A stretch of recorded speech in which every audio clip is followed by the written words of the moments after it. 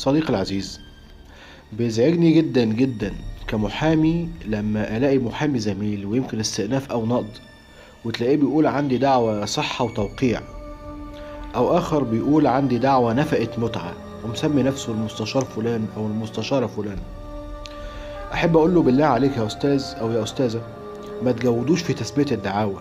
يعني الدعوى الصحة والتوقيع دي اسمها دعوى صحة توقيع، ودعوى نفقة المتعة دي اسمها دعوى متعة او دعوى مقابل متعة. وحتة المستشار فلان دي، يا سيادة الأستاذ، كونك محامي ده فخر في حد ذاته، وكارنيهك اللي سيادتك ماسكه ده مكتوب فيه قبل اسمك كلمة الأستاذ. خد بالك، كارنيه سيادتك الوحيد هو وكارنيه الأستاذ الدكتور في الجامعة اللي مكتوب فيه كلمة الأستاذ. يعني دكتور الجامعة اللي ما أخدش الأستاذ